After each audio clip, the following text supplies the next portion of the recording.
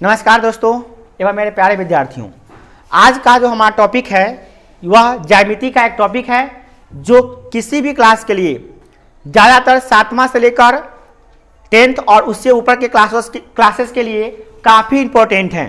तो इस टॉपिक को जानें। जैसा कि आप चित्र में देख रहे हैं, टॉपिक का नाम क्या है?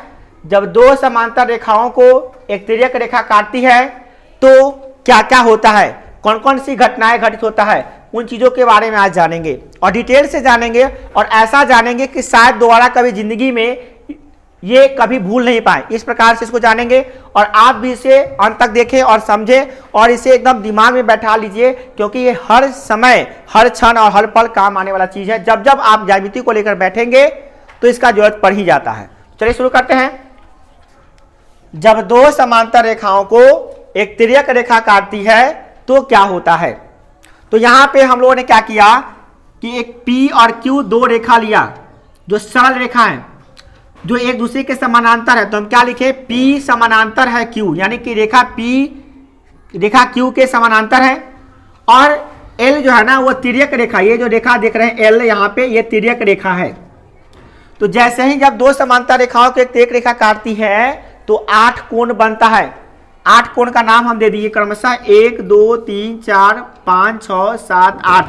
ऐसे कोण का नाम हम लोग ऐसे नहीं देते हैं, कोण ABCD, कोण DEF ऐसे लिखते हैं, बट सुविधा के लिए हम लोग क्या कर लिए 1 2 3 4 नाम रख लिए। ठीक है, तो ये 8 कोण जो बने हैं उसमें क्या संबंध है इस स्थिति में होने पर? तो संबंध या इस प्रकार से है। सबसे पहला संबंध है क्या कि संगत कोणों के युग्म समान होते हैं। संगत कोणों के युग्म ये क्या होते हैं? संगत कोण का मतलब क्या हुआ? देखिए, तो यहाँ पे कोण जो एक है वो 5 के संगत है, यानी कि कोण एक, इस चीज को जितना भी है यहां पे लिख रहे हैं हम। यहां से देखिए, कोण एक जो है एक का संगत कोण है कोण 5। तो कोण 2 का संगत कोण है, तो कोण 2 के जगह जैसा इसमें कौन है? कोण 6। कोण 3 जैसा कौन है इसमें? तो कोण 3 जैसा है 7। कोण 4 जैसा कौन है? तो कोण 4 जैसा है कोण 8। तो इस प्रकार से आप लोगों ने क्या देखा कि संगत कोणों के युग्म क्या है? समान है। तो आप इसको दिमाग में बैठा लीजिए।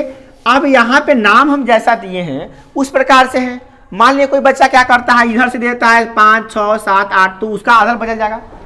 बट ये कॉन्सेप्ट आपको रखना है कि ये कोण इस कोण के बराबर होगा, ये कोण इस कोण के बराबर होगा, और ये वाला जो कोण है इस कोण के बराबर होगा, और ये जो कोण है इस कोण के बराबर होगा। ये बात आपको यहां पे समझना है और उम्मीद करता हूं आपको समझ में आ गया होगा।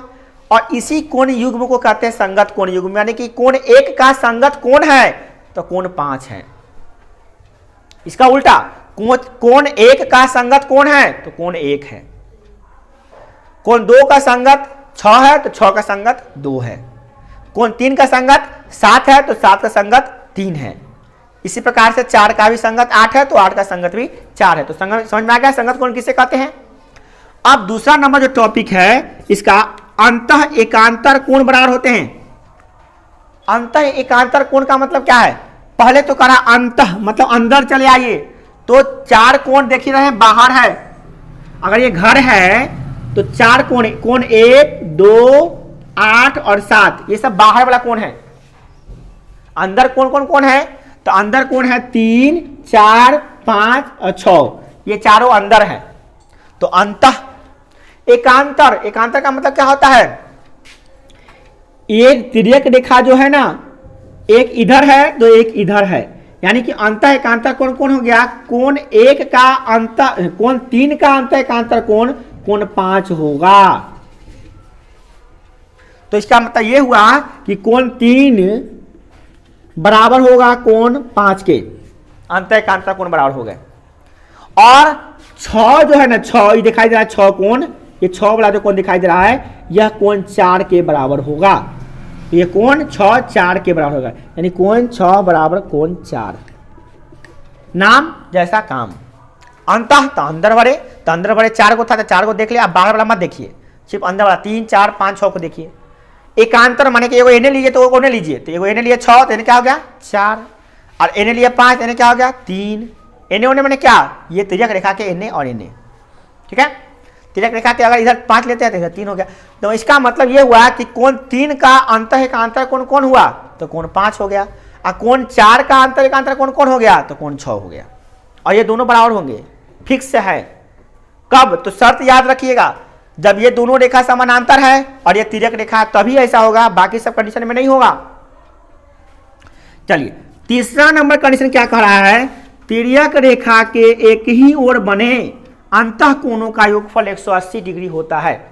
ये क्या कह रहा है, तो तिर्यक रेखा के एक ही ओर बने, तो तिर्यक रेखा तो ये है, इसके एक ही ओर कोण, एक ओर रेखा मतलब एक ओर का इधर, दूसरा ओर का उधर। तो तिर्यक रेखा के एक ही ओर के बने अंतः कोण, तो अंतः माने क्या, बाहर वाला छोड़ दीजिए, अंदर वाला लीजिए। तो अंदर लेते हैं, तो आप देखिए गौर से चित्र को फिर से बना के दिखाते हैं आपको। तो इसके तिर्यक रेखा ये है, P समानांतर है Q के, और L तिर्यक रेखा है ना L।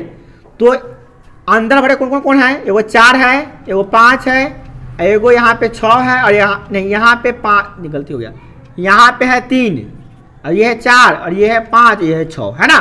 तो अब देखिए अंत तिर्यक रेखा के एक ही ओर बने, तो तिर्यक रेखा के एक ही ओर लेते हैं तो कौन कौन आता है, ये आता है आपका कौन कौन 3 और 6।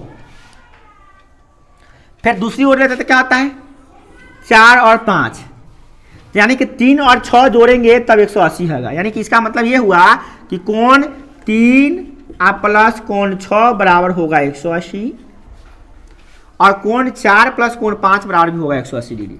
तो कोण 4 प्लस कोण 5 बराबर भी होगा 180 डिग्री।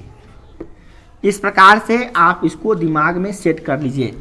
यह जो 3 पॉइंट है इतना जबरदस्त पॉइंट है कि इसका यूज कहां आएगा, इसका कोई लिमिट नहीं। जब भी ज्यामिति का क्वेश्चन लेके बैठिएगा, रेखा कोण जब भी आएगा तो ये कॉन्सेप्ट आ जाएगा। ठीक उसी प्रकार से जैसे कि इंग्लिश में 5 को वॉवेल है AEIOU, और कहां पे किस शब्द को लिखने में आ जाएगा कोई ठीक नहीं है।